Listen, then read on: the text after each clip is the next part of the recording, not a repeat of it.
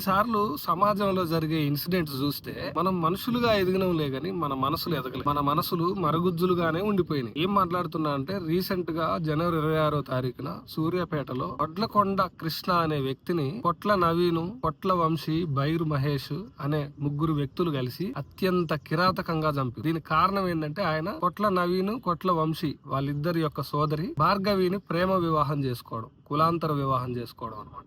అయితే ఇక్కడ మనం ఒక కాంటెక్స్ట్ అర్థం చేసుకోవాలి. ఇక్కడ వడ్లకొండ కృష్ణ అనే వ్యక్తి మాల సామాజిక వర్గానికి చెందిన వ్యక్తి, తర్వాత భార్గవి అనే ఆమె గౌడ సామాజిక వర్గానికి చెందిన వ్యక్తి. కొట్ల నవీన్ కి వడ్లకొండ కృష్ణకి ఎప్పటి నుంచో స్నేహం ఉండడం వల్ల భార్గవి అనే వ్యక్తి కూడా కృష్ణకి పరిచయం అయ్యి ఫస్ట్ స్నేహం ఆ తర్వాత ప్రేమగా మారింది. అయితే ఈ ప్రేమ వ్యవహారం భార్గవి వాళ్ళ ఇంట్లో చెప్పగా మన కులానికి సంబంధించిన వ్యక్తిని పెళ్లి చేసుకోవాలని ఆమె ఫాదర్ కొట్ల సైదులు, బ్రదర్స్ నవీను, వంశీ ఇద్దరు కూడా వార్నింగ్ ఇచ్చారు. అయితే ఆమె ప్రేమించిన వ్యక్తిని వదులుకోలేక అతన్ని కృష్ణని పెళ్లి చేసుకుంది. కృష్ణని పెళ్లి చేసుకున్న తర్వాత బిడ్డ పరువు తీసిందని కొట్ల సైదులు, మా సోదరి మా పరువు తీసిందని నవీను, వంశీ కక్ష కట్టడం స్టార్ట్ చేసిరు అన్నమాట.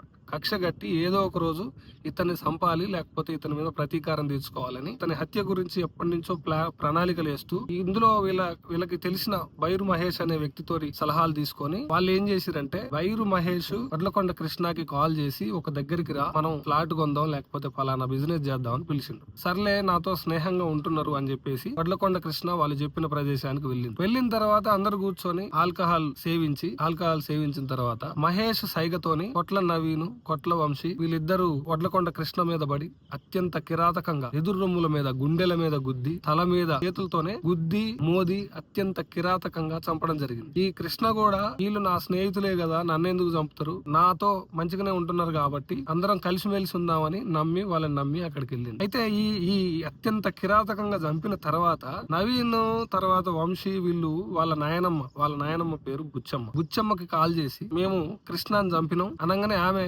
శబాష్ రా బిడ్డ, మన పరువు తీసినోని మీరు అంతు చూసిరని చెప్పి ఆమె కూడా సంతోషాన్ని వ్యక్తపరిచింది. అయితే ఈ చంపిన వ్యక్తిని ఎక్కడ పడేయాలో తెలియక ఈ నల్గొండ సూర్యాపేట మధ్యలో ఇటువైపు కోదాడ సైడ్ కూడా 2-3 సార్లు చక్కర్లు కొట్టిరు వాళ్ళు. అయితే నల్గొండలో ఇక్కడ ఇంకో పర్సన్ పేరు కూడా మనం మెన్షన్ చేయాలి. నల్గొండలో మువ్వల సాయి చరణ్ అనే అబ్బాయి, ఆ అబ్బాయి కూడా ఈ ప్లాన్ అంతా తెలుసు. ఆ కృష్ణని వీళ్ళందరూ కలిసి చంపబోతున్నారు అనే ప్లాన్ తెలుసు. ఆ డెడ్ బాడీని నల్గొండ కూడా తీసుకొస్తారని తెలుసు. మొత్తానికి అటు తిప్పి ఇటు తిప్పి వాళ్ళ నాయనమ్మకు ఫోన్ చేసి చంపినం అని చెప్పిన తర్వాత పిల్లల మర్రి దగ్గర, పాత సూర్యాపేట పిల్లల మర్రి దగ్గర మూసీ కాలువలో డెడ్ బాడీని పడేశారు. ఈ వ్యవహారం అనంతరం మొత్తం అయిపోయిన తర్వాత భార్గవి ఇచ్చిన స్టేట్మెంట్, తర్వాత కృష్ణ ఫాదర్ డేవిడ్ ఇచ్చిన స్టేట్మెంట్స్ ప్రకారం వీళ్ళ మీదనే అనుమానం ఉంది, ఎప్పటి నుంచో ట్రై చేశారు కాబట్టి వీళ్ళే చంపుంటారని అనుమానం వచ్చిన తర్వాత మొత్తానికి వాళ్ళు ఇచ్చిన స్టేట్మెంట్ ప్రకారం వీళ్ళని అరెస్ట్ చేసి చేశారు అనమాట. ఇందులో A1 వచ్చేసి కొట్ల నవీను, భార్గవి సోదరుడు, A2 వచ్చేసి బైరు మహేష్ నవీన్ కి ఫ్రెండ్, A3 వచ్చేసి కొట్ల వంశీ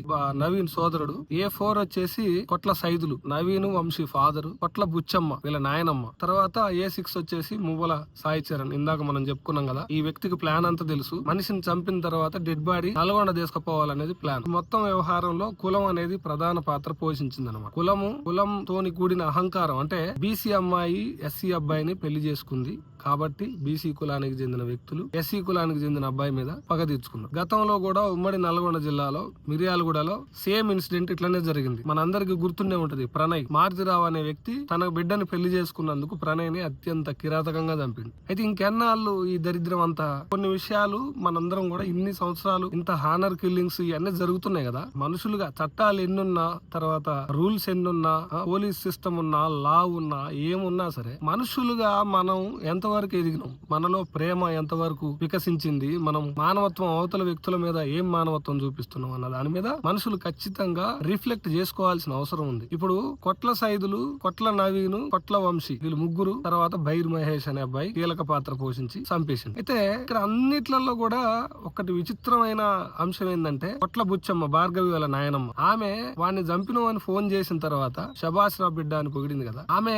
ఎప్పుడో 60 సంవత్సరాల క్రితం పుట్టి అక్కడే ఆగిపోయింది. కొడుక్కి సరే ఆమె చదువుకోలేదు, కొడుకు కొట్ల సైదులు 43-42 వయసు ఉంది ఆయన. ఇప్పుడు బిడ్డ పెళ్లి చేసుకుంది అన్న కోపంలో కొడుకుల్ని రెచ్చగొట్టి ఇంకొక వ్యక్తిని చంపించింది. అవతల ఆ చనిపోయిన కృష్ణ ఫ్యామిలీ ఆగమైంది, ఇటుపక్క కొడుకుల్ని హంతకుల్ని చేసిండు, తాను హంతకుడైండు. అంటే పరోక్షంగా చిన్నప్పటి నుంచి అల్లారు ముద్దుగా పెంచిన బిడ్డ జీవితాన్ని కూడా నాశనం చేసింది. అంటే ఇక్కడ మనం అంతా కూడా మానవత్వం మర్చిపోయి కులం అనేది మనిషి లోపల ఉన్న మానవత్వాన్ని కులం పొర అనేది కమ్మేస్తది. ఏం సాధించినట్టు ఇప్పుడు ఈ ఫ్యామిలీ వాళ్ళని చంపి కృష్ణాని చంపి ఏం సాధించినట్టు? బిడ్డ జీవితం ఆగమైంది, తల్లి జైలుకు పోయింది, నువ్వు జైలుకు పోయినావు, నీ కొడుకులు జైలు పోయారు, వాని స్నేహితులు కూడా జైలు పోయారు. అంటే వాళ్ళంతా నిందితులయ్యారు అనమాట. మా కులమే గొప్పదనే అహంకారం వల్ల 6 వ్యక్తులు నిందితులు కావాల్సి వచ్చింది. ఇటు పక్క కృష్ణ ఫ్యామిలీ ఒక వ్యక్తిని కోల్పోవడం జరిగింది. కులం గురించి ఇక్కడ ఇంకొక లాజిక్ ఏంటంటే, బీసీ అంటే గౌడ సామాజిక వర్గానికి చెందిన అమ్మాయి ఎస్సీ అబ్బాయిని మాల సామాజిక వర్గానికి చెందిన వ్యక్తిని పెళ్లి చేసుకుంది కాబట్టి వీళ్ళు చంపారు. ఎవరైతే కులము కులము కులము అని ముత్తుకుంటున్నారో వాళ్ళందరూ అర్థం చేసుకోవాల్సిన లాజిక్ ఏంటంటే, పలానా వ్యక్తి కంటే చిన్న కులం కాబట్టి ఆ వ్యక్తిని పెళ్లి చేసుకోవద్దని మనం అందరం కూడా మాట్లాడుతుంటాం. అయితే ఇంకొకడు ఎవడో మన పైన పెద్ద కులానికి సంబంధించిన ఉంటాడు కదా, వాని దగ్గర మనం తక్కువ కులపోలమే కదా. అల్టిమేట్ గా కులం అనే వ్యవస్థలో అసమానతలు ఉంటాయి అనే లాజిక్ ని జనం గుర్తించినంత కాలం, జనానికి అర్థం కానంత కాలం ఈ తలకాయ నొప్పి ఇట్లనే ఉంటది. ఇంకొక అంశం ఏంటంటే, ఇప్పుడు భారతదేశంలో కొన్ని వ్యాధులు ఉన్నాయి, మానసిక వ్యాధులు. ఆ మానసిక వ్యాధుల్లో కులాన్ని కూడా చేర్చాలి. ఎందుకంటే కులం అనేది నువ్వు మనిషి అనే సంగతి మర్చిపోయేలాగా చేస్తది నేను. అంటే అవతల వ్యక్తి నా బిడ్డ పెళ్లి చేసుకుని వాడిని చంపాలని, నా బిడ్డ జీవితం డిస్టర్బ్ అవుతుంది, నా బిడ్డ ఏదో ఒకట్లే నా బిడ్డ పెళ్లి చేసుకుంది. నీ బిడ్డ పెళ్లి చేసుకున్న వ్యక్తి ఎలాంటి వాడు, గుణవంతుడా లేకపోతే మంచిగా చూసుకోగలుగుతాడా అనే అర్హతలు చూడాలి. కానీ ఒక వ్యక్తికి గుణాన్ని మించిన అర్హత ఏముంటది? ఇంకా 21వ శతాబ్దంలో ప్రపంచం అంతా చాట్ జీపీటీ, డీప్ సీక్ అని గొడవలు చేసుకునే సందర్భంలో మనం కులం గురించి గొడవ చేస్తున్నాం అనమాట. మనకి నిజంగా కులం మీద అంత పౌరుషం,